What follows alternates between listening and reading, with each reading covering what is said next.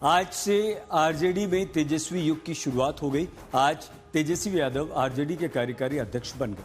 आज पटना में पार्टी की राष्ट्रीय कार्यकारिणी की बैठक में यह निर्णय हुआ। आरजेडी के राष्ट्रीय महासचिव भोला यादव ने बैठक में तेजस्वी यादव को कार्यकारी अध्यक्ष बनाए जाने का प्रस्ताव रखा, जिस पर सर्वसम्मति से सभी ने मुहर लगा दी। हम आपको ये बता दें कि वर्ष 2022 में जब लालू प्रसाद यादव अस्वस्थ थे, तब उन्होंने पार्टी के सारे निर्णय लेने की जिम्मेदारी तेजस्वी यादव को दी थी, मगर किसी तरह का कोई पद नहीं दिया था।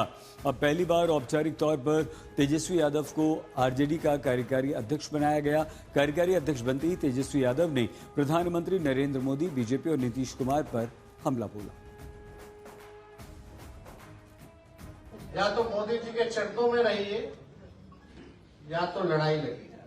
हमारे चाचा तो चरण पे चले गए, सब लोगों ने उस तस्वीर को देखा होगा, लेकिन आदरणीय लालू जी आज तक अपनी विचारधारा से न झुके हैं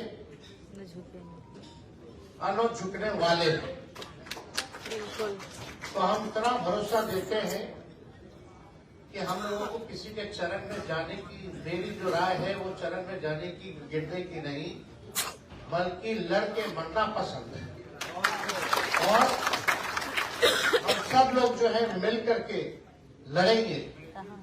अब राष्ट्रीय जनता दल को एक अध्यक्ष और एक कार्यकारी अध्यक्ष मिले हैं और दोनों लोग के मार्गदर्शन में बहुत अच्छा कार्य करेगी। संगठन पे तेजस्वी ने भाषण दिया, कहा कि संगठन को और मजबूत करना है, किस तरह से बूथ तक सबको मजबूत करना है। बहुत सारी बातों की चर्चा अंदर मीटिंग में हुई है और अभी तो यही कह सकते हैं कि बहुत बड़ी जिम्मेदारी है। उनको कार्यकारी अध्यक्ष बनाया गया है, हमें बेहद खुशी है और ऐसे लोगों को बनना चाहिए था पहले ही।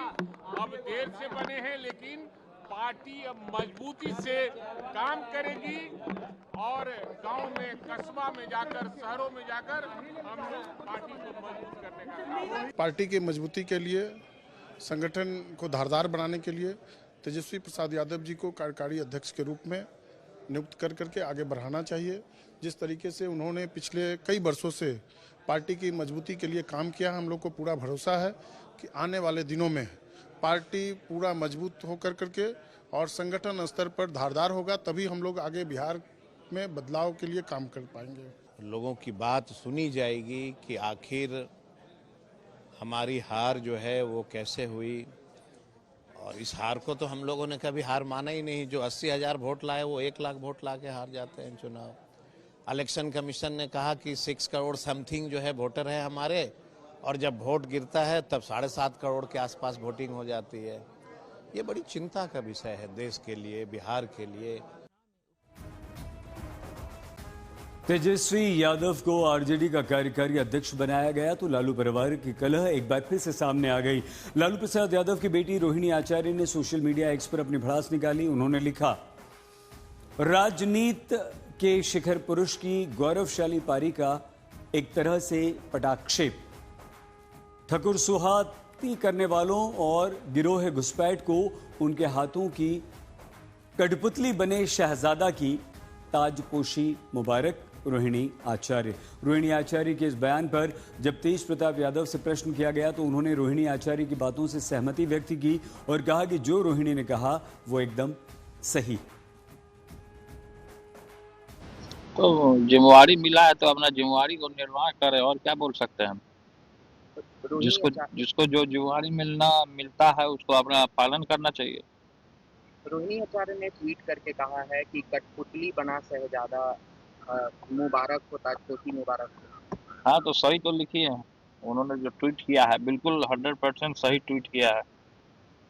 साथ साथ उन्होंने एक और ट्वीट किया था कुछ देर पहले और उसमें कहा था कि जो लालू प्रसाद यादव का असली वही उत्तराधिकारी होगा जो लालूवादी सोच रखेगा, लोगों का आवाज उठाएगा।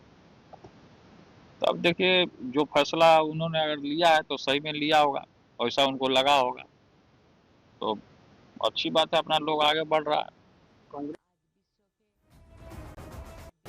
बिहार बीजेपी के अध्यक्ष संजय सरावगी आज आरा पहुंचे। उन्होंने यहां तेजस्वी यादव पर जोरदार निशाना साधा। कि राजद में तो तय है, उस परिवार के अलावा कुछ सोचा भी नहीं जा सकता है, वही बने हैं। और भारतीय जनता पार्टी में जाति और परिवार के आधार पर नहीं, कार्य के आधार पर जो है तुलना होती है। और युवाओं को असल सम्मान और आगे बढ़ाने का काम भारतीय जनता पार्टी ही करती है।